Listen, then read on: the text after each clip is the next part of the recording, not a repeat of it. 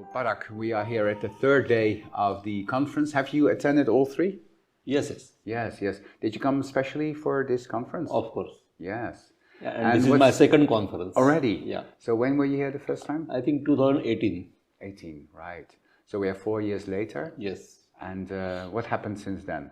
Oh, the world changed. Yes. We went apart from each other for 2 years, Yeah. of course with COVID. Yeah. And world has also become very challenging place with climate change and a lot of challenges in the real world. That's how the world today is. Yeah. Has the organization Inspired to Live changed since then? I think so. Yeah. Because it has become more diverse.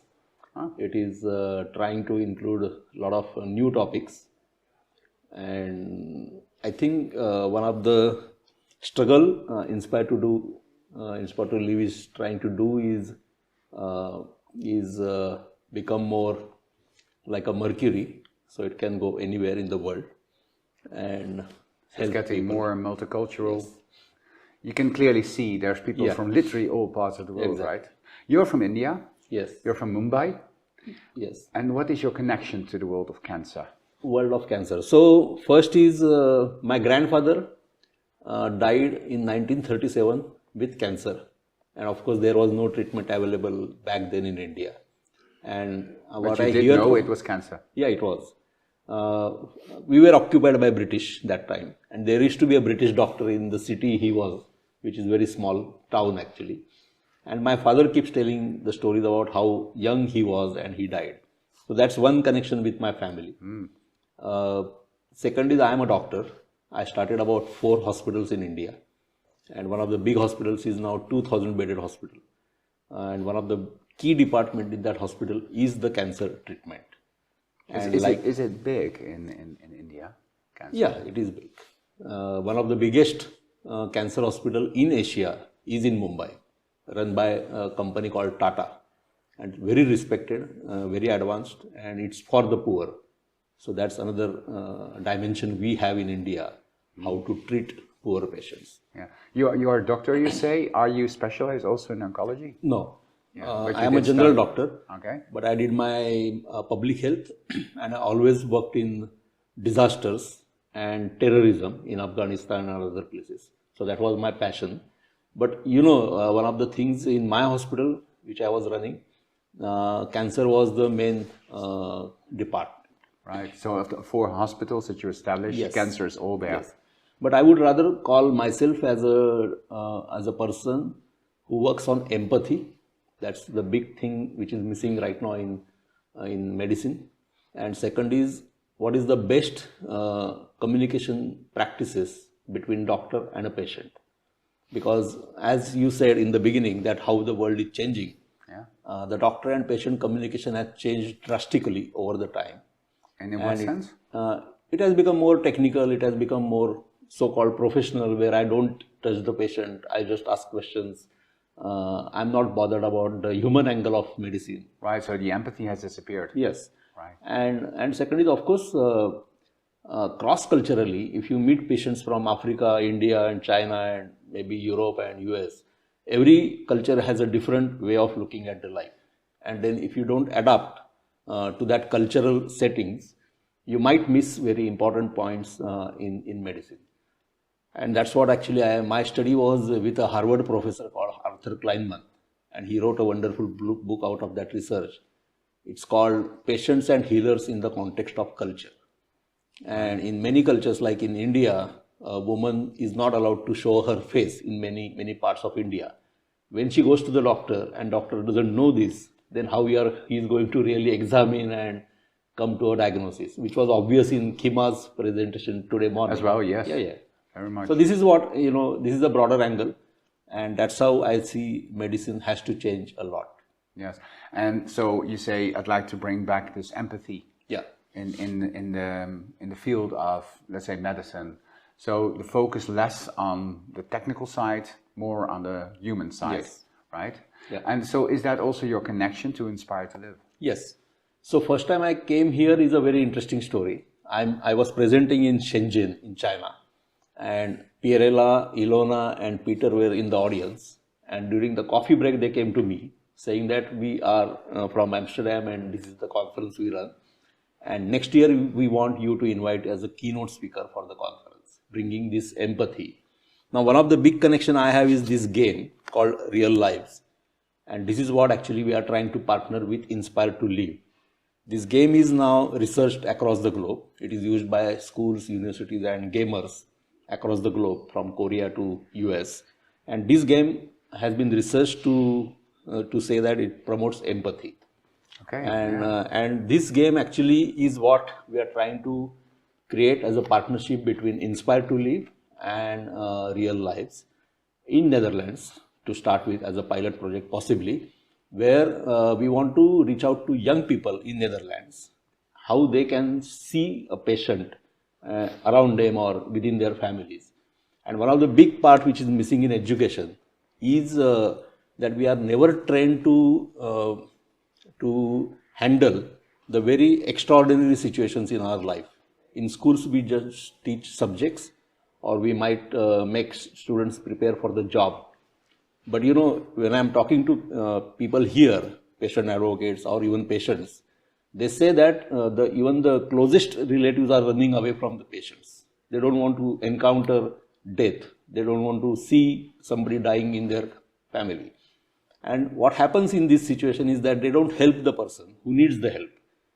And that experience of somebody dying in front of you and how I'm going to deal with that death is never part of the education. So how we can bring these kind of new challenges of the world that you can actually integrate in your work as a caretaker, yes, right? As a medical professional. Yeah, anyone should be a caretaker. So be part. So include actually this part of being in such a disastrous situation. Yes. That you actually know yourself very well because of the work that you've done in Afghanistan or what countries that you mentioned, right? And so you actually educate this in a game. Yes. Because I want to reach out to large number of young people who play games on their mobile, and these games are kind of violent games. So it's an educational game. So you're learning by playing a game. Yes, exactly. That sounds. So wonderful. we are a social serious game company. It's a simulation game which is extremely social and which brings the reality of the world. So just to tell you a little bit, it's a game where we have the big data coming from 193 countries of the world, which signed the United Nations mandate. And what kind of data are they? So this data comes from agencies like United Nations, World Bank, Oxfam, disaster data, or FAO, which is agricultural data. So this data is practically from birth to death of any person across the globe in these 193 countries, which is collected by all these UN agencies, which is open data, which is a public data.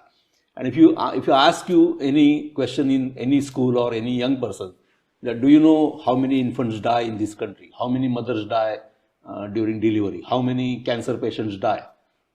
No one knows this data, and still we are living in this world without having no access to this data. Or maybe we don't want to know. Exactly, that is one. But secondly, it's also boring. It's Excel sheets. It's numbers.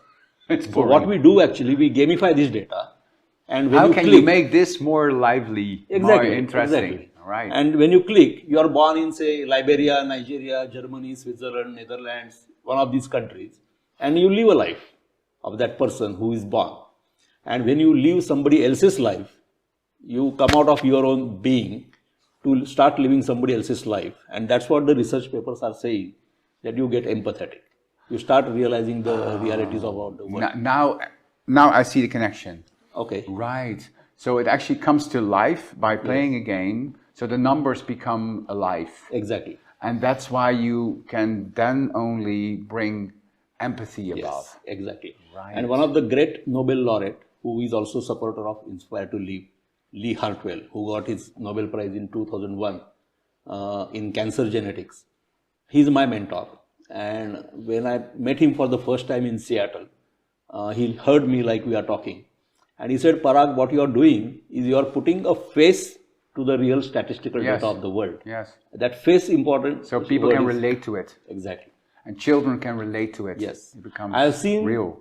Even the Korean students in one of the topmost university in Korea called Daenen, or in ETH in Zurich, where Einstein studied and taught. Students crying in the classroom when they play the game. And the professors are telling me that this was never a situation in our classrooms where students are getting so emotional but not sympathetic. There is a difference between sympathy and empathy. You can be sympathetic to a situation or to a person or to someone. But you still just not cry, feel. but you don't do anything. Right. You just so it's taking action as well. Yeah, exactly. Right. So that's what the role is, and that's what I say that why it is important, because Inspire to Live is a community of people who are in action. Yes. My game is a game which is played in the classroom. So when this game connects to the organizations like Inspire to Live, I think then the action part becomes more efficient. And maybe the schools here in Netherlands can connect with Inspire to Live. They can take up some assignments about how cancer as a disease is, and they can possibly create something unique as the caregivers and build that attitude from a very young age they are in. And bring back the empathy in the work. One of the very interesting, I keep meeting a lot of people, and that's fortunate for me. I reckon, yeah. So the guy who wrote this book called Being Digital, Nicholas Negroponte, very famous guy in IT and software. So I met him at MIT Media Lab in Harvard, at MIT. And he said that, Parag, the current human beings, the data which is showing, they are using their brain power like a dog is using. Because we are not doing anything. We are just living, we are just eating food for survival. We are going to the job, we come back home, we watch TV and we sleep. Our daily routine. Yeah. That's like dogs can do. But if you want to be a human being, you want to change the world, because that's what the gift we have got from the nature or from the God. If we want to be the change maker in this world, we have to use our creativity, we have to be very innovative, and we have to use all our capabilities which are gifted to us in a best possible way. And education is killing that right now, because they say that you come to the school, come to the university because you want to get a job. That's not what the human lives are. So it's actually to learn how to live as a dog. Yeah. How to go away. You have your daily routine, everything is managed, but there's no human plenty factor of time. in it. Right. Okay, so that's actually part of your mission. Yes. To bring back empathy, to bring back human aspects. And empathy is not bringing back, because biologically it is a gift to the brain it's and there, to the but body. maybe not so much on the surface. Sorry. Yeah, it's maybe a bit overwhelmed by other factors, like what you say, more the digital approach or technical approach towards, in this case, cancer. We were talking about cancer. Your 4 hospitals, are they still there? Yeah, of course. I left it, but I'm still connected very well. So you and we did a lot of experiments. Within one of the experiments is very interesting, which may not happen in Europe or America or anywhere. That doctors were complaining about nurses and whole lot of ecosystem within the hospital. And these are the hospitals which are what kind of complaints? Anything like nurses are not going to the patients at the right time. They are not giving medicines on the right time. Okay. So as a leader in 1994, I decided to put doctors in nursing role. So we decided 2 days in our hospital where doctors will change roles. Will work as a nurse. And the other way around? No, because it cannot be. Yeah. And they have to work in 3 shifts. Right. Morning, afternoon and night. And within 2 days, we don't have to train them, we don't have to talk to them. Everything went so well that 3rd day the complaint stopped. Because then they understood that, and this is what I call as a practical example of how empathy can be in action. Put yourself in the place of someone else in other one's shoes and really feel what the other one person feels. That's empathy, right? Yeah. Beautiful. Wonderful. What do you take home from these 3 days back home to Mumbai? One is thriving and surviving, because I hear the stories. And you are on one side where possibly you will never get a disease like cancer. But then on the other side, the education which is missing is how these people look at life, how these people really learn to live with the disease in their body. As a doctor, of course, I know, I talk to people and I talk to the patients and we know each.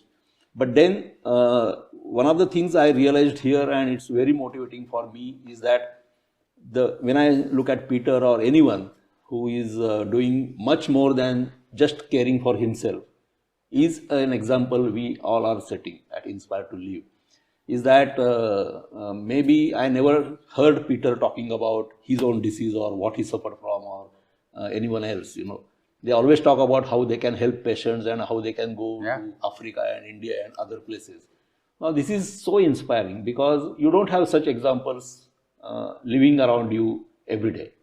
I understand. That's the value and value proposition of Inspired to Live. So that's what you take home. Yeah. Yeah. Wonderful. Thank you so much for telling us about real lives, and I wish you all the best in further building this wonderful initiative. Yes, thank you so much, Parag.